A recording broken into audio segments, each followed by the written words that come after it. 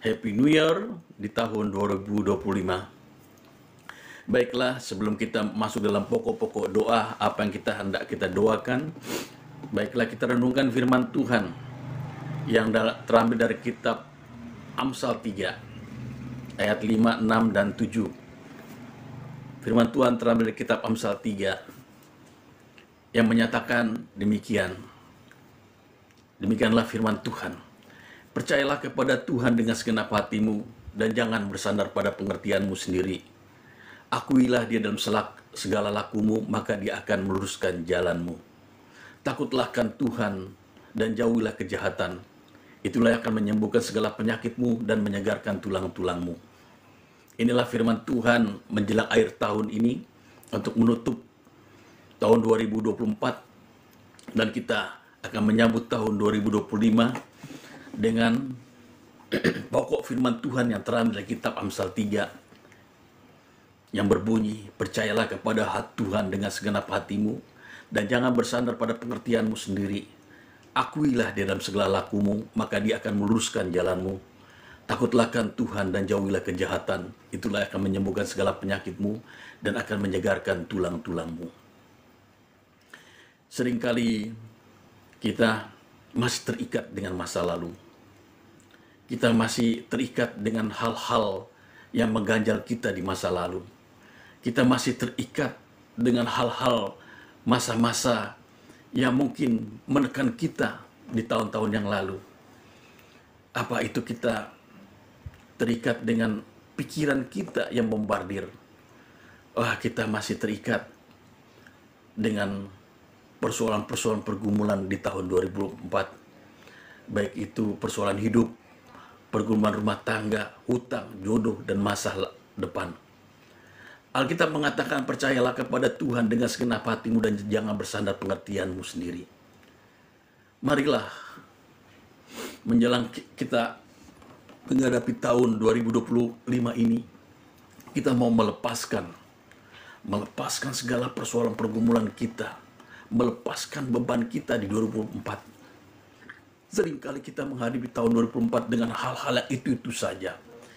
Kita kontrak rumah, kita harus mencari rumah, kontrak lagi. Mulailah berani kita melepaskan bahwa kita akan membeli rumah, bukan mengontrak saja. Begitu juga tahun 2024 kita berhutang. Mulailah kita berani akan melepaskan hutang. Percaya kepada Tuhan, dikatakan di situ. Dan kita memberi berkat bagi orang. Supaya berkat kita melimpah. Rasul Paulus mengatakan, apa yang di belakangku kuanggap sampah. Aku akan berlari ke depan dan berlari ke depan untuk mengejar mahkota kehidupan. Maksudnya apa? Kita harus mengklaim firman Tuhan. Kita lupakan, berani melepaskan masa-masa kesukaran kita, kesedihan kita, masalah-masalah yang mengecewakan kita. Kita harus melepaskan itu.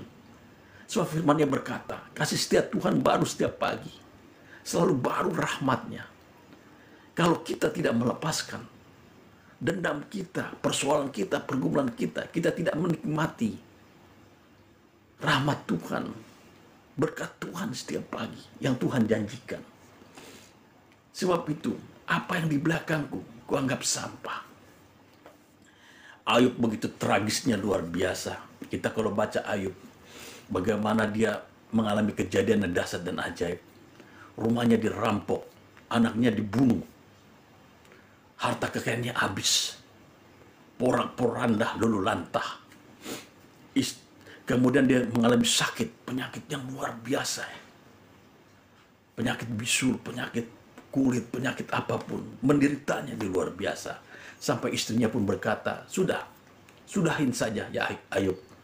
Kau tidak usah, istilahnya kalau bahasa sekarang, percaya kepada Tuhan supaya kau cepat mati. Tetapi dalam segala sesuatu halnya dikatakan di Alkitab, Ayub tidak berdosa. Dia tidak berdosa. Tetapi Ayub berani melangkah. Dia melupakan apa yang telah dia pernah nikmati, dan dia dikecewakan dengan dirampok, anaknya dibunuh, harta kekayaannya habis, dia sakit. Dia berani melepaskannya. Dia berani berdoa kepada Tuhan, dia melepaskan, Tuhan aku berserah kepadamu, dan apa yang terjadi? Bapak Ibu sekalian, dia dipulihkan berlipat-lipat kali ganda harta kekayaannya. Bahkan hidup dia beratus tahun lagi. Dia menikmati anak cucu. Ayub, seorang sosok yang berani melepaskan beban yang begitu dahsyat. Bapak Ibu sekalian, kalau Bapak Ibu sekalian seorang yang punya harta, mungkin harta keuangan Bapak Ibu sekalian kaya, tiba-tiba habis, ambras, tidak ada seuang pun di rekening saudara, makan pun susah. Betapa kecewanya saudara. Tetapi Ayub berkata, dia melepaskannya semua itu untuk dia mendapatkan berkat Tuhan, rahmat Tuhan yang baru setiap pagi. Kita harus begitu. Kita harus melepaskan persoalan pergumulan tahun 2004 yang mengecewakan kita, yang menyakiti kita, yang begitu beban, yang dahsyat dan ajaib, yang luar biasa bagi kita. Tetapi kalau kita mau melepaskannya, Tuhan memberikan berkat berlipat kali ganda. Bapak Ibu sekalian, kita lihat bagaimana seorang Paulus, dulunya adalah Saulus, bukan seorang Paulus, seorang yang mengejar orang-orang di jalan Tuhan, dikatakan di situ. Dia mendapatkan rekomendasi untuk menangkap orang-orang yang percaya kepada Tuhan Yesus. Tetapi di suatu ketika dalam perjalanannya, Tuhan Yesus ketemu dengan dia. Dan Tuhan Yesus berkata, Saulus, Saulus, mengapa engkau menyakiti aku? Dan ketika dia ketemu Tuhan Yesus, dia tanya, siapakah engkau? Akulah Yesus yang kau aniaya itu. Tuhan Yesus tidak berkata jemaatnya, karena jemaatnya dengan dia satu. Itulah digenapi dalam kitab Yohanes. Kita dengan dia satu. Apapun yang kita nikmati, apapun yang kita rasakan, apapun yang kita pikirkan, kita bersatu dengan Yesus. Dan apa yang terjadi? Paulus langsung buta. Puji Tuhan, ada Ananias yang diperintahkan Tuhan untuk menumpang tangan. Ketika dia menumpang tangan, Rasul Paulus sembuh dan dapat melihat. Mulai dia menginjilkan. Dia melupakan apa yang dia miliki. Dia seorang Saduki. Dia seorang yang terpandang, seorang Farisi. Tetapi Bapak sekalian, dia berubah total. Dia ikut Yesus. Dia melepaskan semua jabatan dia. Dia seorang warga negara Roma yang harus dihormati. Tetapi dia lepaskan semua. Dia memberitakan Injil ke Asia Kecil. Dia memberitakan Injil ke Efesus. Dia memberitakan Injil ke Korintus. Dia beritakan Injil ke Eropa. Dia menginjilkan kemana-mana. Betapa luar biasa ketika dia melepaskan. Dia dipakai Tuhan sebagai rasul yang luar biasa. Petrus adalah seorang nelayan. Seorang yang tidak berpendidikan teologi. Tetapi ketika Tuhan Yesus berkata kepada Petrus, ikutlah aku. Dia melepaskan sebagai nelayan jabatannya. Dia melepaskan semua beban masalahnya. Dia melepaskan segala hal-hal yang rutinitas. Dan apa yang terjadi? Petrus seorang rasul yang luar biasa. Rasul yang sangat hebat. Ketika kitab-kitab Kira Para Rasul mengatakan ada di Serambi Salomo seorang yang lumpuh, yang tidak dapat berjalan dan mengemis. Dan di situ ketika Paulus hendak berdoa dengan Yohanes masuk ke Serambi Salomo untuk berdoa, apa yang terjadi? Rasul Petrus melihat orang ini mempunyai iman, maka dia berkata, lihatlah kepadaku. Harta dan emas tidak ada padaku, tetapi lihatlah padaku. Demi nama Yesus orang Nazaret itu, berdirilah dan sembuhlah. Dan apa yang terjadi? Seketika itu juga sembuhlah dia. Dan kuatlah kakinya. Dia berlari berjalan kemana-kemana. Petrus mau melepaskan sebagai seorang nelayan untuk memberitakan Injil Kerajaan Surga. Dan Tuhan memakai dia luar biasa. Banyak jiwa dimenangkan. Mulai gereja jemaat pertama 3.000 jemaat, ketika Petrus berkhotbah 5.000 dan terus bertambah, dan sekarang miliaran-miliaran. Bapak Ibu sekalian, kita bersyukur. Seharusnya kita tidak perlu membawa pergumulan persoalan tahun 2004 dengan masalah-masalah kita yang menyakiti hati kita, membuat kita kecewa, membuat kita frustasi, membuat kita depresi. Lepaskanlah. Kalau kita mau melepaskanlah, percayalah kepada Tuhan dengan segenap hatimu, dan jangan bersandar pada pengertianmu sendiri. Maka Tuhan akan memberikanmu cahaya terang, sinar kemuliaannya, dan kau akan menikmati kasih setia Tuhan, rahmatnya baru setiap pagi. Itulah firman Tuhan yang dijanjikan kepada kita. Hal yang pertama, kita harus percaya kepada Tuhan. Kita harus melepaskan, berani melepaskan, supaya kita menerima berkat Tuhan yang besar, yang betul-betul Tuhan adakan bagi kita. Sebab sedari kandungan kita dibentuk dengan tangan kedua belah tangan Tuhan. Alkitab mengatakan dalam Mazmur, kita dirancangnya demikian, dan segala sesuatunya Tuhan telah siapkan pada kita. Namun kalau kita percaya kepada dia, maka kita akan menikmati berkat Tuhan, dan kita bersyukur. Dan kita mau bersyukur dan berterima kasih kepada Tuhan. Bapak Ibu sekalian, kita harus mau melepaskan. Kita harus mau melepaskan segala penyakit ini di tahun 2004 ini. Setahun ini kita menikmati sakit terus, minum obat terus, keluar masuk rumah sakit, ke dokter terus-terusan tidak pernah berhenti. Seolah-olah hidup ini sudah tiada artinya lagi. Hanya berkeluh kesah, bersedih. Tetapi kalau kau melepaskan, percayalah kepada Tuhan dengan segenap hatimu. Alkitab mengatakan tadi, percayalah dengan Tuhan dengan segenap hatimu, dan jangan bersandar pada pengertianmu sendiri. Maka mukjizat akan terjadi. Tuhan Yesus berkata, akulah penyembuhmu. Akulah yang menyediakan bagimu segala keperluanmu. Akulah Jehovah Rifa, Jehovah Rifsi. Akulah El Shaddai yang maha kuasa. Akulah Elohim, Allahmu, aku adalah aku. Dan Tuhan Yesus berkata, akulah terang. Akulah terang dunia ini. Mintalah kepadaku, maka akan diberi. Ketuklah pintu, maka akan dibukakan. Carilah, maka engkau akan mendapatkan. Dan Tuhan Yesus berkata, marilah kepadaku yang letih lesu beban berat, aku memberikan kelegaan kepadamu. Inilah yang dimasukkan Salomo dalam Amsal 3. Percayalah kepada Tuhan dengan segenap hatimu, dan jangan bersandar pada pengertianmu sendiri. Jangan kita bersandar pada pengertian menghadapi tahun 2025 ini. Jangan juga selalu seperti katak dan tempurung, hanya itu saja yang kita hadapi. Mulailah keluar, membuka pintu, berjalan, menghirup udara. Seperti Ayub, dia melepaskan apa yang dialami begitu dahsyat kejadiannya, dia melepaskannya. Dia tidak mengingat-ingatkannya lagi bahwa dia pernah dirampok, anaknya dibunuh, dia hartanya dicuri, dia dimiskinkan, dia sakit. Dan ketika dia lepaskan itu, dia berdoa, Tuhan memberikan berkat berlipat kali ganda kepada Ayub. Jadi kita harus berani melepaskan orang-orang yang telah mengecewakan kita, yang telah menyakiti kita, beban-beban kita yang begitu dahsyat.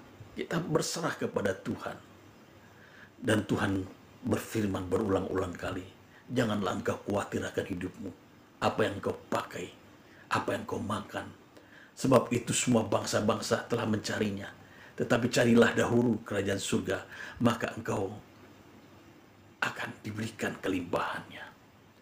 Tuhan Yesus mengingatkan kita, lihatlah burung di udara, tidak pernah menabur dan tidak pernah menuai, tapi Bapakmu selalu memberi makannya. Apalagi kita menjadi pusat perhatian Tuhan, pastilah kita diberikan makan, asal kita beriman percaya. Karena iman itulah kita masuk kerajaan surga. Karena iman itulah kita percaya bahwa Yesus Kristus Tuhan bagi hidup kita. Karena iman itulah kita percaya kalau kita dipeliharanya, Dan jangan juga kita berpikir akan hidup ini, didandaninya atau tidak. Tuhan Yesus berkata, lihatlah bunga di bakung di ladang, tidak pernah memintal. Tetapi segala kemewahan Salomo tidak seindah apa yang ada di bunga bakung itu. Dan Salomo tidak pernah memakainya. Bukankah kita lebih indah dari bunga bakung? Tuhan mendanai kita begitu indah. Tidak ada yang serupa dengan kita. DNA-nya pasti berbeda-beda. Hidung, mata, telinga, rambut, semua dibuat Tuhan dengan jari-jarinya. Jadi janganlah kita khawatir akan hidup kita menghadapi tahun 2025. Percayalah kepada Tuhan dengan segenap hatimu dan jangan bersandar pengertianmu sendiri. Dan ayat perkara yang kedua, akuilah Tuhan dalam setiap lakumu, maka Dia akan meluruskan jalanmu. Kita butuh Tuhan supaya kita menghadapi tahun 2025, maka kita dibawa kepada jalan kebenaran, kepada hidup yang berkemenangan. Bapak Ibu sekalian, ada sebuah kisah seseorang di tempat gereja. Dia seorang pelayan Tuhan, pemain piano. Lalu dia berpacaran dengan seseorang, tetapi wanita ini kecewa terhadap laki-laki yang dicintainya ini. Lalu dia tidak melayani Tuhan lagi sebagai pemain musik piano. Dia pergi ke kota lain karena kecewa, putus asa, diputuskan cintanya. Lalu 5 tahun kemudian dia kembali lagi ke gereja ini. Dia dengan suaminya dan anaknya. Kemudian ketemulah dengan gembala sidang itu. Dia bersyukur, berterima kasih. Ketika dia lepaskan kekecewaan dia, rasa frustasi dia diputuskan cinta 5 tahun yang lalu, dia dapat seorang suami yang luar biasa dan anak. Lalu dia lihat mantan pacarnya itu. Mantan pacarnya itu ternyata sudah kawin cerai 3 kali. Bayangkanlah kalau dia tidak melepaskan laki-laki itu. Dia lihat kehidupan laki-laki itu 3 kali kawin cerai selama 5 tahun. Tuhan punya rencana. Percayalah kepada Tuhan dengan segenap hatimu dan jangan bersandar pengertianmu sendiri. Akuilah Tuhan dalam setiap lakumu, maka Dia akan meluruskan jalanmu. Kita harus mengakui Tuhan dalam setiap laku kita, maka Tuhan akan meluruskan kita. Mengakui Tuhan ada tidak lain kita berdoa kepada Tuhan, minta petunjuk Dia. Jangan kau berdoa hanya 2 detik, 3 menit. Doalah setengah jam. Doalah 1/4 jam. Utarakanlah. Semakin kita banyak doa, semakin dekat sama Tuhan, semakin Tuhan senang kepada kita. Marilah kita berdoa kepada Tuhan, supaya Tuhan membawa jalan kita kepada jalan kebenaran. Bapak Ibu sekalian, Dia akan meluruskan jalan kita. Dia menjauhkan kita dari mara bahaya. Pemazmur 91 mengatakan, Musa yang menuliskannya, orang yang berlindung dengan Tuhan dijauhkan dari segala penyakit sampar dan penyakit menular. Orang yang berlindung dalam Tuhan dijaga para malaikat Tuhan berkemah di sekelilingnya. Kita harus percaya kepada Tuhan. Kita harus berdoa supaya perlindungan Tuhan itu nyata bagi kita dalam menghadapi tahun 2025 ini. Tadi saya katakan, lepaskanlah yang pertama, apa persoalan beban pergumulanmu di tahun 2024 ini. Taruhlah kepada Tuhan, berserahlah, dan kemudian kita harus berdoa supaya kita diluruskan jalan kita, diberkatinya kita, disembuhkannya kita dari segala penyakit, dipulihkannya keadaan kita. Dan yang ketiga adalah, takutlah akan Tuhan dan jauhilah kejahatan. Itulah akan menyembuhkan segala penyakitmu dan menyegarkan tulang-tulangmu. Yang ketiga, takutlah akan Tuhan dan jauhilah kejahatan. Itulah akan menyembuhkan segala penyakitmu dan menyegarkan tulang-tulangmu. Maksudnya adalah kita jauhkanlah dari hal-hal yang Tuhan tidak ingini, yaitu hal yang tidak pantas, seperti percabulan, pornografi, atau kita suka menipu, atau kita suka berbohong, perasaan hati kita pun akan mengingatkan kita. Tetapi firman Tuhan berkata, Dia iya dan setia.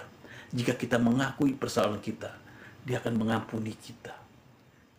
Mintalah pengampunan setiap hari.